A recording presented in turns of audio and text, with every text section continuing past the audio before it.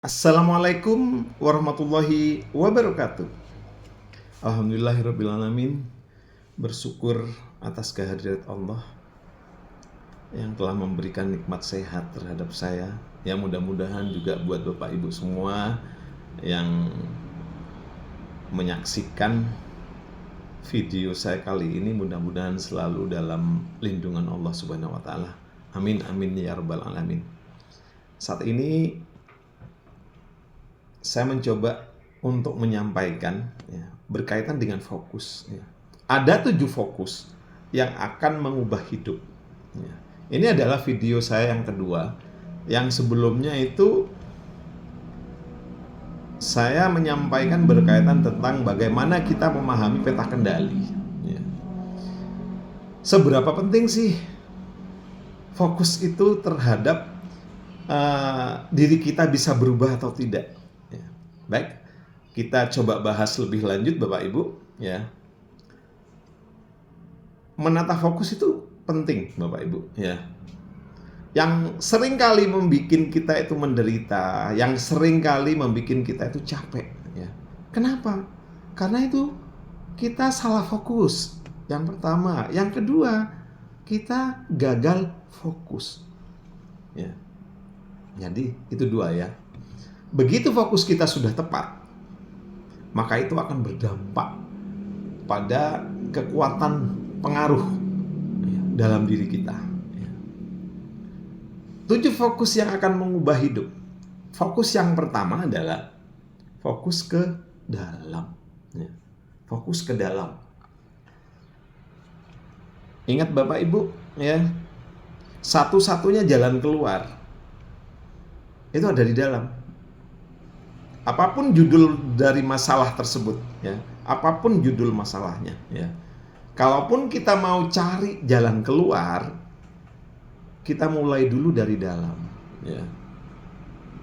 Jadi saran saya, jangan terburu-buru, jangan tergesa-gesa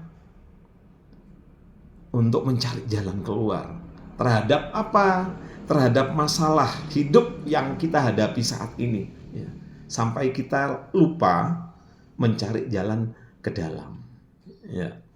Ya, kalaupun mungkin ya kita mau mengubah orang lain, ya mulailah dulu ya. Dengan sungguh-sungguh mengubah diri dulu ya. Semakin Anda mau mengubah orang lain, entah itu anak Anda, pasangan Anda, maka dia nggak akan semakin berubah ya. Contoh, kita ambil contoh terhadap anak ya. Terkadang ini menjadi ini ya, ada beberapa atau ada banyak lah ya, ada banyak orang tua yang datang kepada profesional, entah itu psikolog, entah itu seorang trainer ya, entah itu terhadap datang kepada ustadz mungkin ya, dan dia berharap atau minta bantuan supaya anaknya bisa berubah ya. Minta bantuan. Jadi sebelum kita melihat anaknya, mari kita lihat dulu diri Anda ya. Ceramah yang diberikan kepada anak itu sudah lebih dari cukup ya. Tiap hari mohon maaf ya, ngomel terus ya. Anak itu tidak melihat apa yang keluar dari mulut kita, tapi anak tersebut akan melihat contoh, akan melihat model apa yang sudah dilakukan oleh kita. Nah, kenapa tadi saya menyampaikan ya, poin besarnya adalah kita harus merubah diri kita terlebih dahulu, memberikan contoh yang baik, memberikan model yang baik. Jadi jangan berharap orang lain itu bisa Anda rubah sebelum Anda merubah diri Anda terlebih dahulu. Ya, itu fokus yang kedua. Ya. Kemudian fokus yang ketiga, fokus dalam kendali. Jadi ini mengingatkan kembali ya, video saya yang pertama, ya, tentang memahami peta kendali, ya. Bagaimana pikiran itu mempengaruhi perasaan, bagaimana perasaan itu akan berpengaruh terhadap tindakan dan ucapan, ya. Nah, disitulah nanti kita itu diberi free will, ya.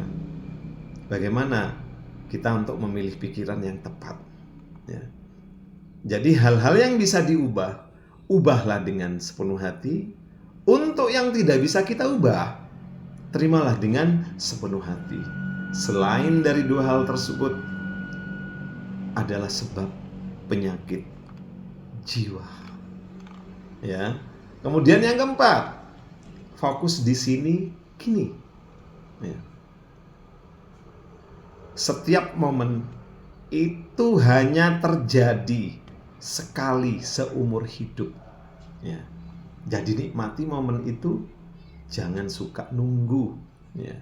Jangan nanti-nanti, nunggu-nunggu. Jadi di sini kini. Ya. Contoh misalkan, ya, hari ini hari Jumat, tanggal 3 Juli, jam 11 siang. Nah, coba perhatikan. Itu sudah lewat. Dan itu hanya terjadi sekali aja. Ya. Jadi coba, setiap momen itu terjadi sekali seumur hidup. Dan bagaimana cara Anda menghidupinya, ya, momen tersebut. Jadi jangan menunggu apapun. Ya, jangan menunggu apapun. Sebenarnya yang bikin kita tersiksa itu nunggu, ya, nunggu ini, nunggu itu, ya, nunggu ini, nunggu itu. Jangan sia-siakan.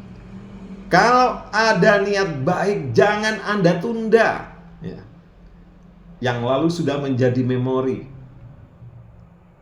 Yang di depan masih misteri. Saat ini Allah masih kasih kesempatan hari ini, di sini dan kini. Jadi nikmati momen saat ini, kini, ya. Fokus yang berikutnya, fokus yang kelima, Bapak Ibu. Apa itu? Fokus syukur. Setiap nafas yang kau hirup itu adalah cinta. Bentuk cinta Allah yang masih dititipkan buat kita. Cinta Allah yang dititipkan pada oksigen yang kita hirup setiap hari sampai detik ini. Ya, kita masih menghirup oksigen tersebut, dan itu yang memberikan kehidupan buat kita. Jadi Bapak Ibu, harta yang paling berharga adalah bernafas dan bersujud. Ya. Kalau kata Coach Sony, ya, puncak nikmat itu ada dua. Ya. Yang pertama itu bernafas, yang kedua itu sujud. Ya. Jadi seberat apapun masalah yang Anda hadapi, serumit apapun masalah yang Anda hadapi saat ini, ya, selama kita masih diberi kesempatan untuk bernafas, diberi kesempatan untuk bersujud sama Allah, itu adalah nikmat yang paling pokok, nikmat yang paling primer dalam hidup. Ya. Jadi kita nggak seberapa banyak harta yang mereka miliki, ya, seberapa tinggi jabatan yang ia emban, seberapa cantik, seberapa cakep, apalah pokoknya yang berlebih-lebih. Tapi di saat oksigen Anda dihentikan oleh Allah, kita bisa apa? Gak bisa apa-apa. Ya, makanya nafas itu adalah salah satu puncak nikmat. Kemudian yang kedua adalah sujud. Ini juga perlu kita sadari Bapak Ibu, ya. Ada banyak miliaran orang, ya, yang masih belum mau bersujud. Coba bayangkan, ya. Masih belum mau. Ya. Bukankah itu adalah sesuatu puncak nikmat atau nikmat yang luar biasa yang masih diberikan oleh Allah terhadap diri kita? Ya. Jadi bernafas dan sujud itu adalah harta yang paling berharga. Kemudian fokus yang keenam, ini juga nggak kalah pentingnya Bapak Ibu. Ya, fokus memulai dari yang terkecil. Ya. Kadang kita itu suka meremehkan hal yang kecil. Padahal ingat Bapak Ibu, perhatikan Bapak Ibu, kunci kecil itu bisa membuka pintu yang besar. Ingat ya. Jadi hal-hal yang besar dalam hidup kita itu seringkali dipicu oleh hal yang kecil. Ya, hal yang kecil. Contoh misalkan Bapak dan Ibu bangun tidur, ya. Kemudian pada saat Anda bangun mengucapkan syukur. Terima kasih ya Rabb, terima kasih ya Allah. Pagi ini Engkau masih memberi kesempatan untuk bernafas, masih diberi kesempatan untuk menikmati ciptaan-ciptaanmu. Ya. Kemudian mau tidur lagi, tidur malam. Terima kasih ya Allah. Hari ini Engkau telah izinkan hidup satu hari dan mengisi aktivitas-aktivitas yang baik. Ya. Coba perhatikan Bapak Ibu. Itu adalah hal kecil. Ya. Kelihatannya itu kecil. Tapi itu akan membuka, ya, akan membuka pintu-pintu besar, ya. Begitu juga sebaliknya, ya. Ada kunci kecil, ya, yang membuka pintu besar penderitaan. Contohnya seperti apa? Ada orang yang ngeluh terus, ya, dikit-dikit ngeluh, dikit-dikit ngeluh. Kenapa ya? Kok saya yang diberi ini sama Allah? Gak enak banget ya Allah. Ya. Selalu berburuk sangka, ya. Julid, ya. Suka nyinyir. Ya.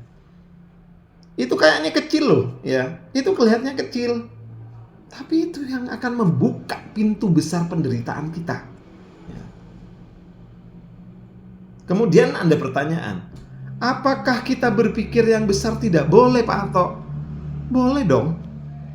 Bukan nggak boleh. Ya.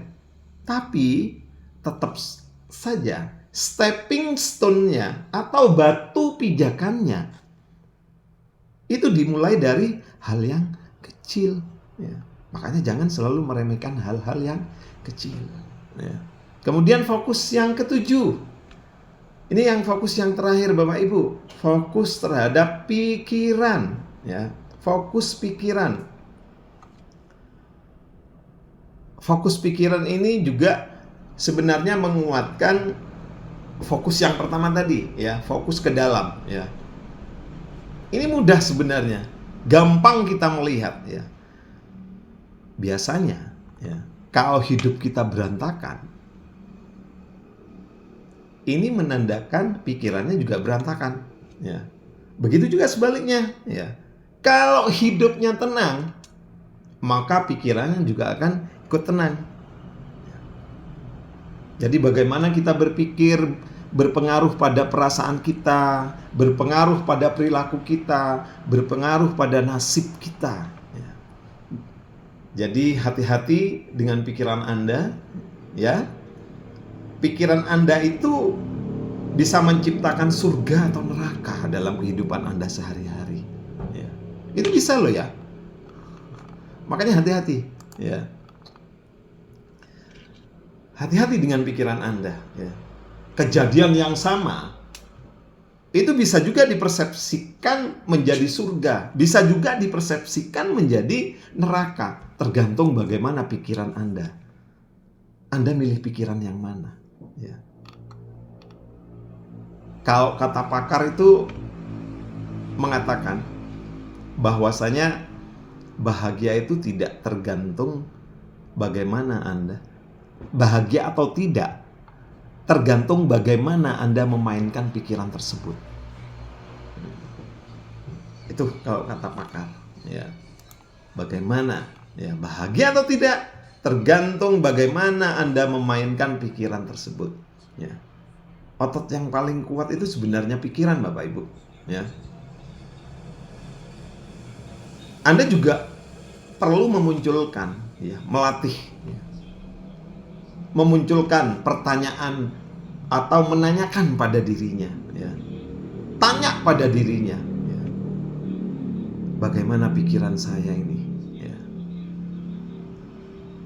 Apakah pikiran saya ini membuat saya lemah? Apakah pikiran saya ini membuat saya menderita atau bahagia? Coba Anda tanyakan itu, ya, tanyakan. Begitu muncul pikiran yang saat ini aja, ya, yang sedang berlangsung sekarang, tanyakan, ya, apakah pikiran yang saya pilih ini membuat saya berdaya atau lemah? Membuat saya menderita atau bahagia? Ya. Anda mikirin masa lalu sampai sedihnya nggak hilang-hilang. Coba Anda tanya ulang pikiran-pikiran itu, ya, tanya. Ini memberdayakan atau melemahkan saya? Ini membuat saya bahagia atau membuat saya menderita? Anda mikirin masa depan sampai Anda cemas. Coba tanya ulang pikiran-pikiran itu, ya. Ini produktif enggak ya? Atau sebaliknya, kalau saya memikirkan tentang ini, kira-kira saya ini produktif atau kontraproduktif? Ini perlu ditanya Bapak Ibu, ya. Munculkan pertanyaan itu, ya. Jadi ini penting ya Bapak Ibu, ya. Jangan sampai kita itu diperbudak oleh pikiran kita, ya. Yang mestinya kita yang mengendalikan pikiran, bukan dikendalikan pikiran. Sekarang, bagaimana cara supaya kita fokus terhadap 7 fokus yang saya sampaikan tadi? Nggak ada cara lain kecuali kita terus berlatih. Berlatih. Rubah fokusnya. Ya, ada 7 tadi, ya. Inilah 7 fokus yang akan mengubah hidup. Terima kasih banyak. Mudah-mudahan yang sedikit ini bisa menjadikan banyak dalam konteks kebermanfaatan, terutama buat diri saya. Dan selebihnya ini juga bisa bermanfaat untuk Bapak dan Ibu. Terima kasih banyak. Assalamualaikum warahmatullahi wabarakatuh.